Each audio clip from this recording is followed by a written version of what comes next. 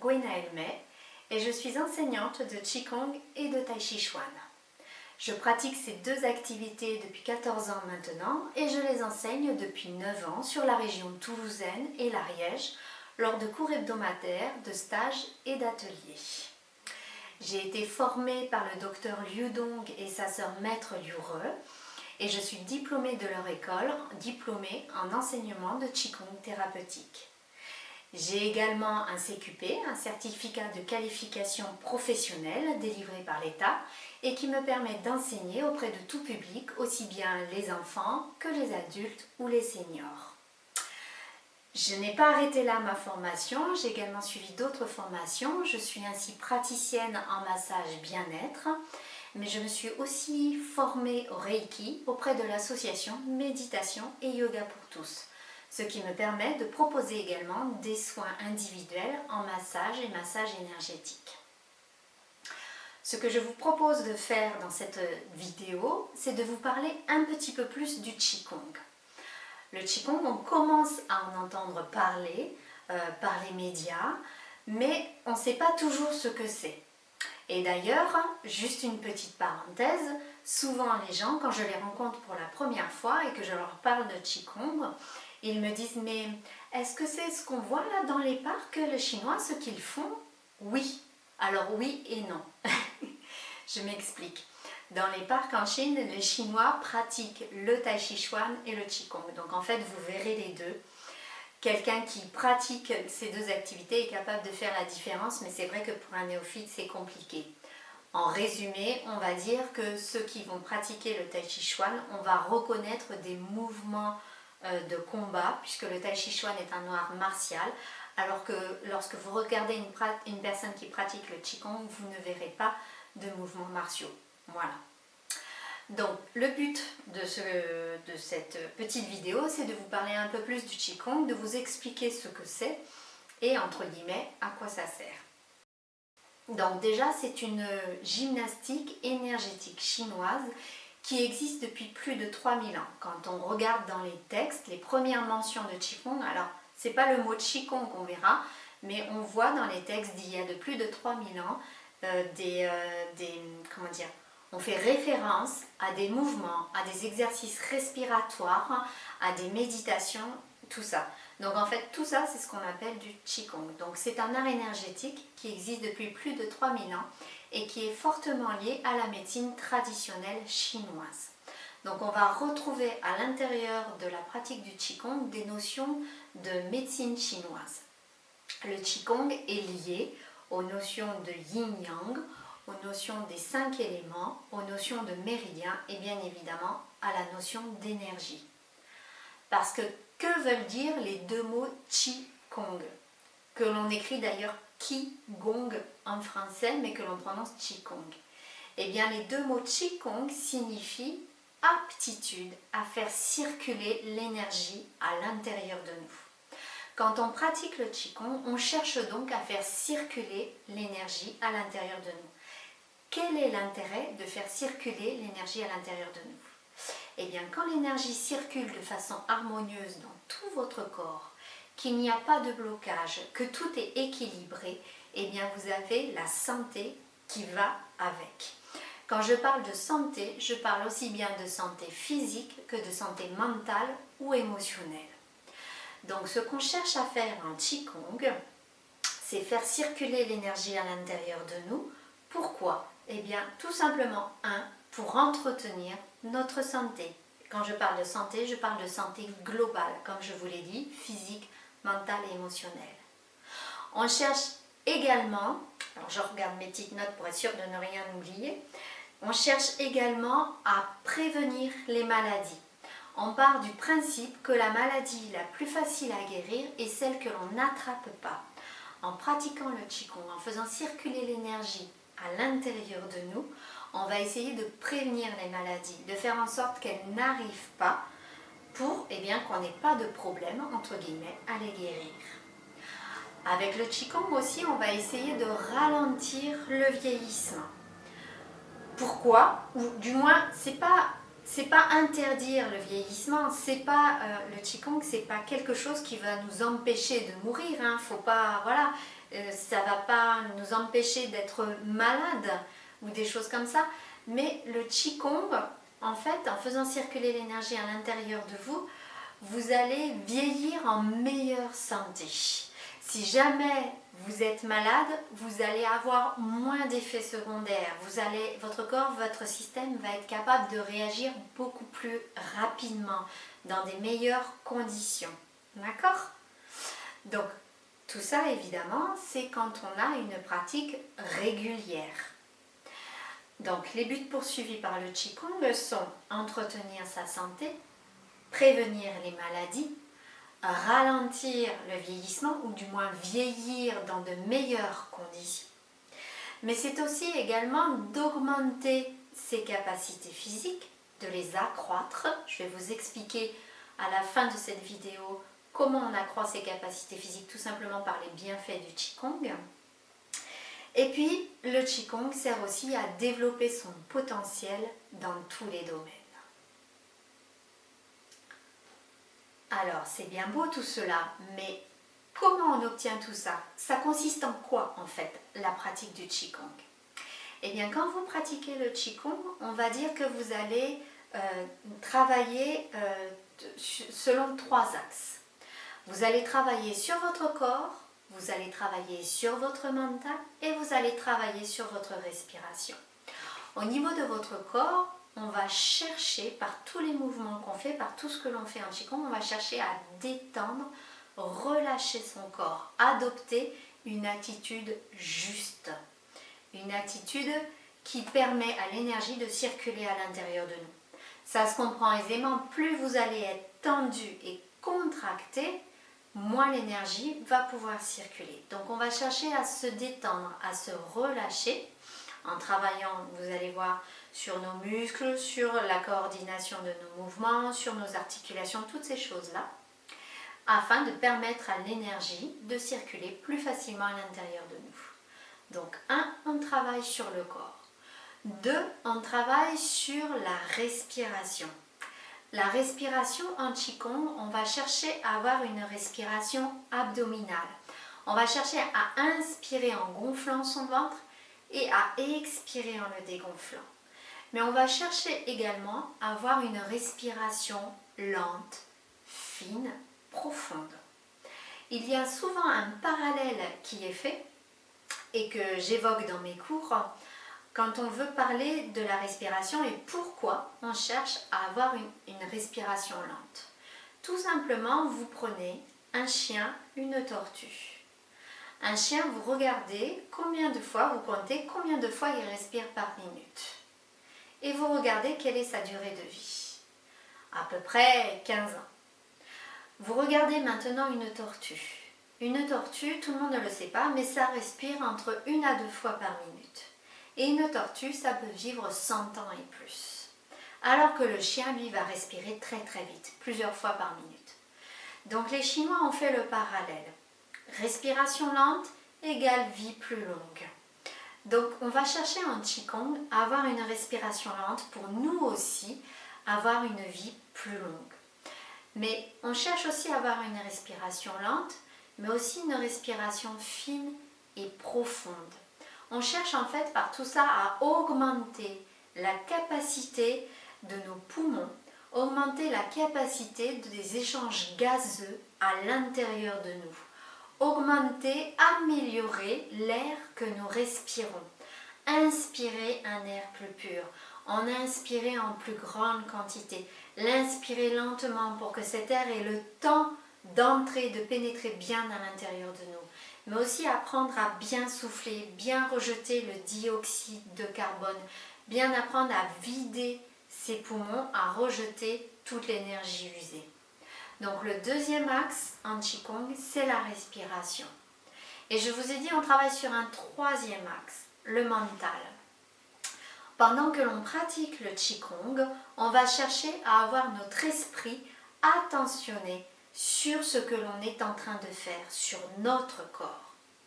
Si vous faites les mouvements de Qigong et qu'en même temps vous êtes en train de penser, bon alors qu'est-ce que je vais faire à manger ce soir? Ah tiens, il faut que j'aille chercher les enfants à telle heure, est-ce que je vais avoir le temps de sortir de mon cours et d'être à l'heure?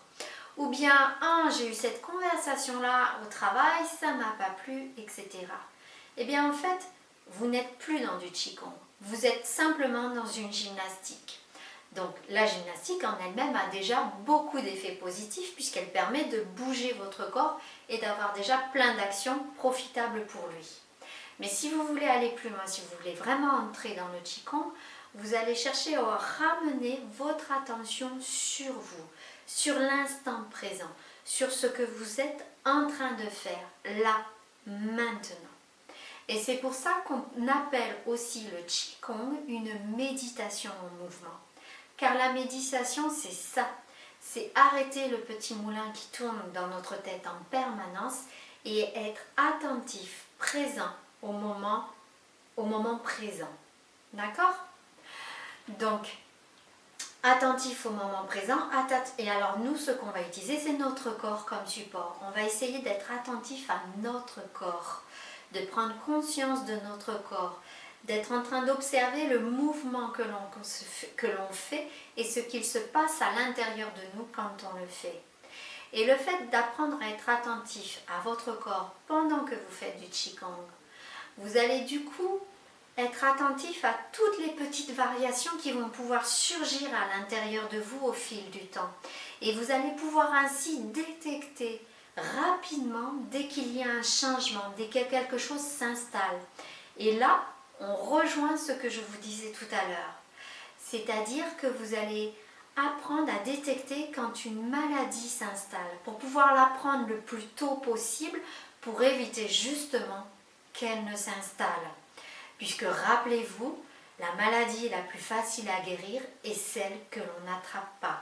Donc plus vite on va se rendre compte du déséquilibre à l'intérieur de nous, plus vite on va être capable de le prendre en charge et de mettre des choses en place pour éviter qu'elle ne s'installe. D'accord ? Donc je résume. Le Qigong, on agit sur 3 axes. Le corps, la respiration et le mental. Pour obtenir tout cela, comment on fait ? C'est très simple. À nouveau, c'est le chiffre 3 qui revient. On a 3 types d'exercices principaux. On a les automassages, on a les enchaînements de mouvements et on a les postures immobiles. Donc les automassages, nous, à chaque fois que l'on va démarrer un cours, un atelier ou un stage, on va pratiquer un automassage au départ. Cet automassage va être plus ou moins tonique, plus ou moins rapide. Mais à quoi sert-il ? Eh bien tout simplement, pourquoi on démarre avec ça ? Tout simplement parce que quand vous arrivez dans votre séance de Qigong, vous arrivez avec votre vie extérieure, avec tous vos soucis, tous vos problèmes, qu'ils soient physiques, qu'ils soient émotionnels. D'accord ? Et le fait de prendre ce temps de l'automassage, c'est comme une sorte de rituel. Vous allez petit à petit entrer dans la séance et laisser, entre guillemets, votre vie quotidienne de côté.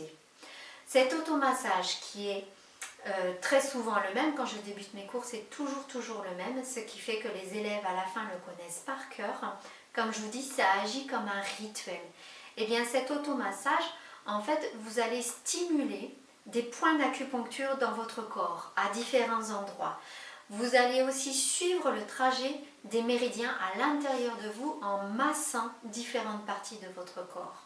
En faisant cela, en fait, vous activez la circulation à l'intérieur de vous. Ça ne veut pas dire que l'énergie ne circulait pas avant le début de la séance. C'est pas vrai, sinon vous ne seriez pas là. Mais par contre, vous allez pouvoir améliorer, harmoniser sa circulation en stimulant ces points d'acupuncture, en suivant les trajets des méridiens. Donc ça, c'est déjà un premier effet de l'automassage. Le deuxième effet, vous vous touchez pendant l'automassage. Et il y a plein d'études qui démontrent les effets, les bienfaits du toucher. Nous sommes des êtres humains, nous avons besoin du toucher. Quand vous recevez un câlin, quand vous donnez un câlin, quand il y a des embrassades, mais vous vous rendez compte du bien que cela vous fait. Eh bien, c'est ce que vous vous faites à vous-même. En vous massant, vous vous faites du bien, vous reproduisez ce contact, ce toucher, et vous en reproduisez tous les bienfaits. Un autre effet de l'automassage, c'est ce que je vous disais tout à l'heure. Vous allez apprendre à connaître votre corps. Je me rends compte, en fait, dans les séances, on a appris plein de choses quand on était jeune à l'école. Mais on a oublié des choses. Et en fait, il y a plein de choses sur notre corps avec lesquelles on passe toute notre vie avec lui. Et finalement, il y a plein de choses qu'on ne sait pas sur lui. On a parfois oublié où sont situés nos reins, on ne sait plus de quel côté est situé notre foie, on ne sait plus comment fonctionne notre système sympathique et parasympathique, plein de choses comme ça. Donc le fait de vous masser, de vous toucher, vous reprenez contact avec votre corps, vous refaites connaissance avec lui, vous vous l'appropriez à nouveau.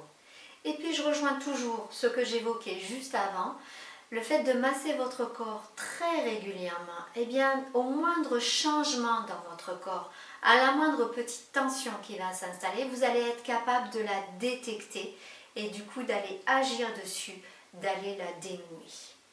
Donc en Qigong, on passe par la pratique des automassages pour arriver à faire circuler l'énergie à l'intérieur de nous. Il y a également un deuxième type d'exercice, ce sont les enchaînements de mouvements. Alors là, il en existe des centaines et peut-être même des milliers en Chine. C'est pas grave, tous en fait sont constitués, allez, on va dire 8, 10, 12, 20 mouvements maximum. Chaque mouvement, on va en général les répéter plusieurs fois. Ces mouvements, en général, nous permettent d'étirer les muscles de notre corps, de renforcer la musculature de notre corps, de travailler notre équilibre. En fait, à quoi servent ces mouvements? Ils servent tout simplement à bouger votre corps et dans votre corps, vous avez les méridiens. Et en fait, en bougeant votre corps, vous allez bouger vos méridiens. Il faut penser à eux comme des sortes de tuyaux. Vous allez les étirer, vous allez les contracter, vous allez les percuter, vous allez les courber en vous mettant dans une certaine posture, etc. Vous prenez un tuyau, quand il est bouché quelque part, qu'est-ce qu'on cherche à faire?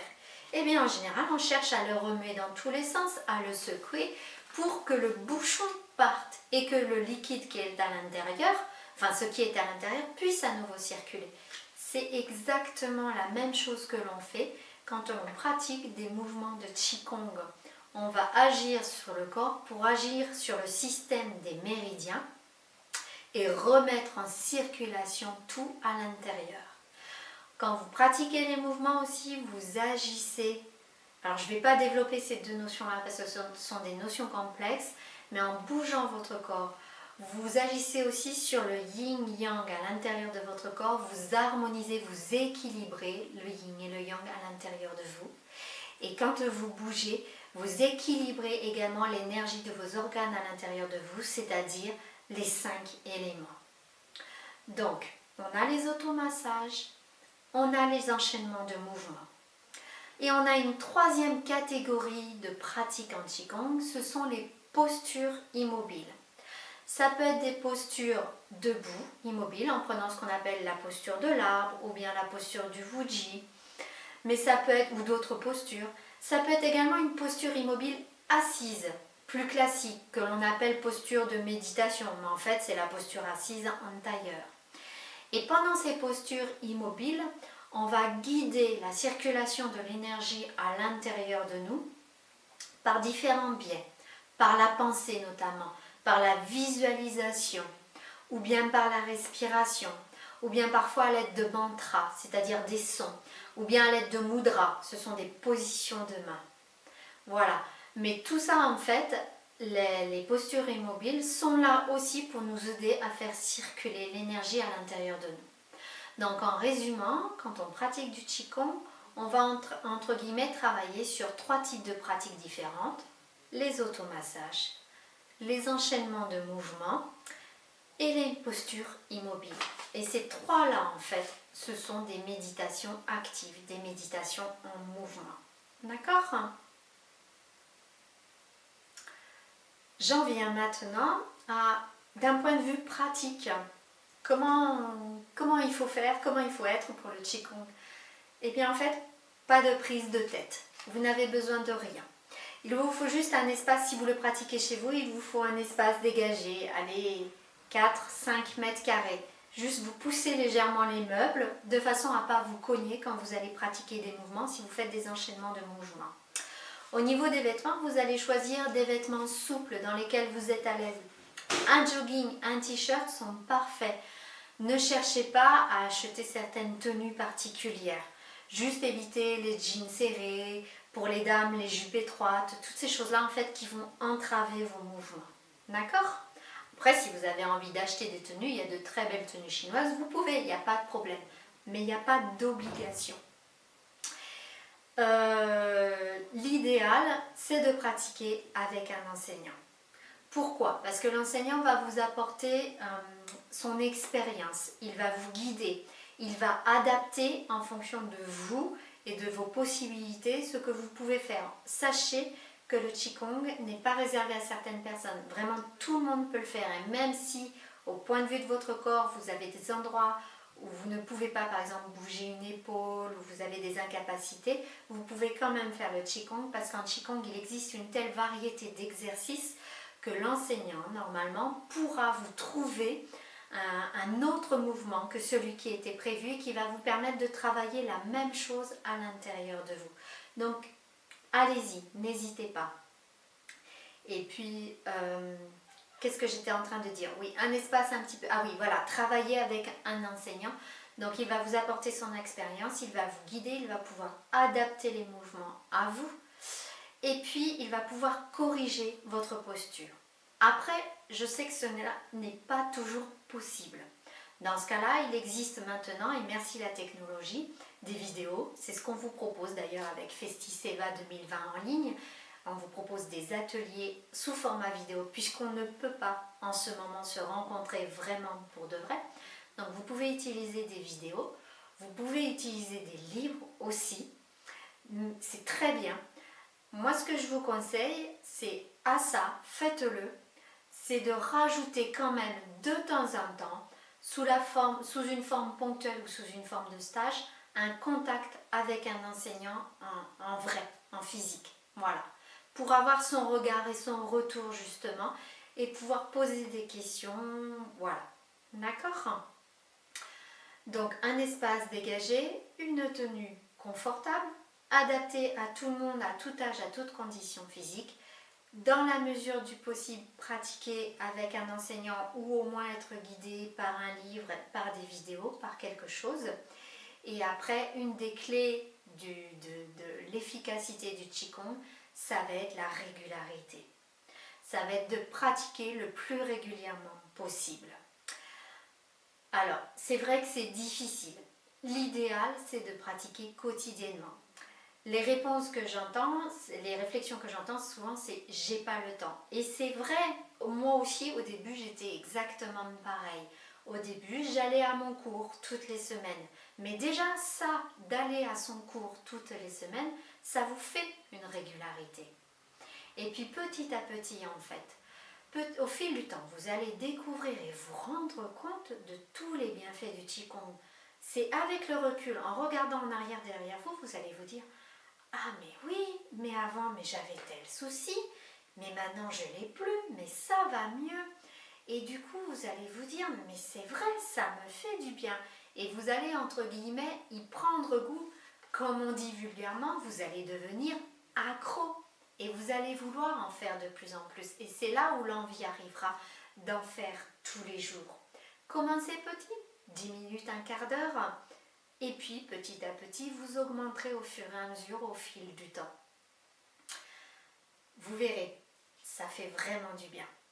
Donc idéalement, mais privilégiez en tout cas la pratique régulière. Même si vous ne le faites pas tous les jours chez vous, privilégiez au moins d'essayer d'en faire une fois par semaine. Sous quelque forme qu'elle soit. Et maintenant, il me reste une dernière partie à vous parler quand même, et pas des moins importantes, mais c'est bien beau le Qigong, vous nous en parlez, mais quels sont les bienfaits finalement du Qigong ? Eh bien, il y en a plusieurs. Alors, j'ai écrit toute une liste pour essayer de ne pas les oublier. J'en ai déjà parlé de quelques-uns. Je vous ai dit qu'on apprend à renforcer, on va travailler par les mouvements, on va travailler sur ses muscles. On va apprendre en fait à étirer ses muscles. On va apprendre à les détendre, à relâcher les tensions dans les muscles, les tensions musculaires. Mais pas que. On va aussi renforcer ces muscles profonds, ces muscles-là qui soutiennent notre squelette. Et bien petit à petit, au fur et à mesure des séances, vous sentirez un renforcement de vos muscles profonds. Et parce que vos muscles profonds vont être renforcés, vous allez voir des douleurs disparaître. Parce que quand les muscles profonds ne sont pas, alors c'est pas qu'ils sont pas forts, mais ne sont pas toniques, on va dire, ce sont les muscles superficiels qui vont prendre le relais. Or, ce n'est pas leur but aux muscles superficiels de soutenir notre corps. Les muscles superficiels sont là pour nous aider à bouger, à activer notre corps. Mais s'ils doivent bouger, activer notre corps et en plus soutenir notre squelette, vous imaginez à quel point ils fatiguent. Et c'est là que les tensions s'installent. Donc avec le Qigong, vous allez apprendre à renforcer vos muscles profonds. Et ce faisant, vous allez libérer vos muscles superficiels. Ils vont avoir moins de travail à faire. Ils vont pouvoir se détendre et se relâcher. Et c'est ainsi que les douleurs vont pouvoir disparaître. Avec le Qigong, vous allez également travailler sur votre souplesse. La souplesse de vos muscles, mais également la souplesse de vos articulations. Vous allez retrouver des souplesses que vous n'aviez plus. Je cite un exemple très régulièrement d'une personne, une dame de 75 ans. Donc vous voyez, on peut pratiquer le Qigong à tout âge. Je lui demandais, voilà, je pose ça, et je demandais de faire ce geste-là et de joindre les deux coudes ensemble et d'écarter les mains le plus possible. Eh bien, au tout début où on pratiquait ensemble, elle pouvait joindre ses coudes jusqu'ici. Au bout de 2 ou 3 ans, alors ça ne veut pas dire que pendant 2 ou 3 ans, on a fait le même exercice, mais pendant 2 ou 3 ans, elle a fait du Qigong. Et un jour, on s'est remis à faire cet exercice-là. Et là, hop, elle pouvait joindre les coudes. Donc, celui qui lui faisait 77-78 ans, si vous avez bien calculé. Donc, le Qigong nous aide à retrouver des souplesses articulaires. Le Qigong nous aide à travailler au niveau de notre équilibre. On le renforce, on le tonifie petit à petit, au fur et à mesure. Les mouvements que l'on pratique en Qigong peuvent parfois être complexes et nécessitent une certaine coordination de toutes les parties de notre corps. Alors au début, on va dire « Oh, c'est compliqué, j'y arrive pas ». Mais justement, puisqu'on va répéter et répéter et répéter les mêmes mouvements, vous allez petit à petit développer, améliorer la coordination de tout votre corps. Le haut, le bas, à gauche, à droite, etc. Devant, derrière. Donc ça nous permet de relâcher nos tensions physiques, je l'ai déjà dit. Le Qigong nous permet également de ralentir notre rythme cardiaque par tous les mouvements que l'on va faire, mais aussi, je vous en ai beaucoup parlé, par le fait de ralentir notre respiration. Et les études scientifiques modernes ont démontré que notre rythme respiratoire avait une incidence sur notre rythme cardiaque. Donc on va apprendre à ralentir. Enfin, on va pas dire, bon, aujourd'hui je ralentis mon rythme cardiaque. Non, mais à force de pratiquer le Qigong, vous allez vous apercevoir que votre rythme cardiaque est plus lent et plus calme. Je vous ai beaucoup parlé de la respiration. Vous allez en fait augmenter votre capacité pulmonaire, votre capacité respiratoire et améliorer les échanges gazeux à l'intérieur de vous grâce au Qigong. Quand vous pratiquez le Qigong, cela vous aide également, vous agissez sur votre système nerveux, vous aidez à calmer votre système nerveux. Voilà pourquoi la plupart des gens, quand on pratique le Qigong, ressentent une détente, un bien-être, un bienfait. Ah, je me sens plus calme, j'ai moins peur, je me sens moins stressée. Tout simplement parce que quand vous pratiquez le Qigong, vous allez agir sur votre système nerveux, vous allez aller le calmer. Vous allez également activer la production de sérotonine et de dopamine, qui sont des hormones de bien-être, des hormones de plaisir, des hormones d'amour.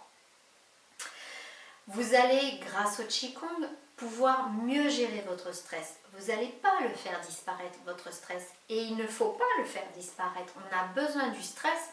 C'est le stress qui va activer notre capacité de survie. Là où le stress devient mauvais, c'est quand il s'installe de façon permanente, à petites doses répétées. Et bien là, par contre, le Qigong va être efficace. Vous allez vous rendre compte au fur et à mesure de votre pratique que quand une situation de stress arrive, eh bien vous allez savoir la gérer beaucoup mieux qu'avant. Vous allez pouvoir prendre du recul beaucoup plus facilement, mettre de la distance entre la situation qui vous génère du stress et vous-même beaucoup plus rapidement. Donc vous allez augmenter votre capacité à gérer votre stress. Le Qigong a encore d'autres effets, je vais en citer juste 2 ou 3 supplémentaires. En fait, le Qigong aide à développer votre concentration. Tout simplement parce que je vous ai dit tout à l'heure que quand on pratique le Qigong, on habitue notre mental à porter notre attention sur soi, sur ce que l'on est en train de faire. Et on apprend à notre mental à arrêter de se disperser dans tous les sens. Alors, c'est un travail long, c'est un travail qui n'est pas facile. Et c'est pas parce qu'on y arrive une fois que c'est gagné, qu'on y arrivera tout le temps. Mais en tout cas, on apprend, on entraîne notre mental à être attentif à ce que l'on fait à ce moment-là. Et en faisant ça, eh bien en fait, vous allez vous rendre compte que vous développez vos capacités de concentration que vous pouvez reporter dans d'autres domaines de votre vie quotidienne ou professionnelle. Avec le Qigong, on augmente aussi nos capacités de mémoire. Parce que comme je vous le disais, on a des enchaînements de mouvements. Eh bien, il faut les retenir, cet enchaînement. D'accord? Comme une sorte de chorégraphie, comme une partition de musique. Pour pouvoir refaire l'enchaînement, il faut l'avoir mémorisé. Donc, quand vous pratiquez le Qigong, vous travaillez au développement, à l'entretien de votre mémoire. Et puis, le Qigong aide également à développer une certaine confiance en soi. Par tout ce qu'on a travaillé auparavant, tout ce dont je vous ai dit auparavant, par le fait de vous calmer, de vous aider à prendre de la distance, de relâcher vos tensions, de prendre une attitude élancée, bien ancrée, enracinée dans la terre, élancée vers le ciel, d'apprendre à ouvrir vos poumons, votre cage thoracique et donc à prendre une attitude de stabilité et d'ancrage, vous allez voir que vous allez développer votre confiance en vous, par petites touches, petit à petit.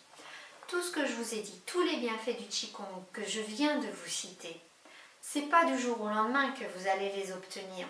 Certains vont arriver plus vite que d'autres, et je peux pas vous dire lesquels, parce que ça va dépendre de vous. Certains, ça va être, ils vont d'abord voir des améliorations d'un point de vue physique, d'autres vont voir des améliorations d'un point de vue émotionnel, etc. Je ne peux pas vous dire. En fait, ce qu'il faut faire, c'est, quand vous pratiquez depuis un petit moment, prenez le temps de vous poser. Prenez le temps de vous observer et de, entre guillemets, comparer comment vous êtes maintenant et comment vous étiez avant de démarrer votre pratique du Qigong. Notez tout ce qui s'est passé, toutes les améliorations. Et c'est là où vous vous rendrez compte de tous les bienfaits que vous avez eus. Alors bien sûr, au bout d'une séance, vous allez déjà avoir des bienfaits. En général, au bout d'une séance, à la fin de la séance, normalement, vous ressortez plus calme, plus détendu, plus apaisé, le corps plus relaxé. C'est déjà un premier effet et c'est déjà, très important comme effet. Mais vous allez voir qu'avec le Qigong, vous allez pouvoir aller beaucoup plus profondément que ça. Vous allez pouvoir aller beaucoup plus loin. Et c'est ça tout l'effet magnifique du Qigong. Et c'est peut-être pour ça aussi que les Chinois pratiquent cet art de santé depuis plus de 3000 ans. À mon avis, voilà, quand une chose existe depuis aussi longtemps, c'est qu'elle a fait ses preuves et c'est qu'elle apporte suffisamment de bienfaits pour qu'on ne l'ait pas mise de côté. Voilà, je crois que j'ai déjà parlé pas mal de temps. J'ai pas tout dit, je peux pas tout dire. Le Qigong, comme je vous le dis, existe depuis 3000 ans, donc c'est quelque chose de complexe, basé sur beaucoup d'apports théoriques liés à la médecine et à la philosophie chinoise. C'est pas, alors je sais pas combien de temps j'ai parlé là, 20 minutes, une demi-heure, c'est pas en aussi peu de temps qu'on peut tout résumer. petit à petit, si vous vous mettez à la pratique du Qigong, petit à petit, vous les découvrirez au fur et à mesure, vous apprendrez, voilà, vous vous y intéresserez. Mais en tout cas, je vous remercie beaucoup de m'avoir écouté jusqu'au bout. Si vous avez des questions, voilà, même si Festiseva c'est en ligne pour cette année, il existe le mail. Donc n'hésitez pas à nous envoyer des mails, à nous poser des questions. Il n'y a aucun souci, c'est avec plaisir que toute l'équipe y répondra. Les personnes concernées dans l'équipe y répondront. N'oubliez pas que vous avez plein d'autres vidéos à voir pendant ces 9 jours. Pour ma part, en plus de cet échange, alors c'est pas un échange, mais en plus de ces explications, on va dire, je vous ai préparé 3 ateliers de Qigong dans lesquels vous allez pouvoir découvrir différents mouvements, pouvoir expérimenter différentes choses et vous dire, bah tiens, finalement, ça m'intéresse peut-être le Qigong. Voilà. Et puis vous n'allez pas retrouver que du Qigong, vous allez retrouver aussi de la méditation, du yoga, une présentation de la méditation à l'école, les soins énergétiques, des recettes de cuisine, de la réflexologie palmaire, notre collègue Valérie, psychothérapeute, qui va vous faire des petites explications sur le burn-out, sur la gestion des émotions, tout cela. Voilà. Je vous souhaite un très bon Festiseva. Profitez-en bien, regardez toutes les vidéos, regardez-les autant de fois que vous voulez, partagez, envoyez à vos amis, dites-leur de s'inscrire pour qu'ils puissent eux aussi avoir accès à toutes ces vidéos. J'espère que vous y prendrez plaisir. En tout cas, nous, c'est avec grand plaisir qu'on vous a préparé tout ça. Même si on ne vous rencontre pas en vrai, on avait envie de vous apporter tout ça en espérant voilà, que quand les conditions le permettront, on puisse se rencontrer pour de vrai. Voilà, je vous remercie beaucoup. Je vous souhaite une très belle fin de journée. À bientôt.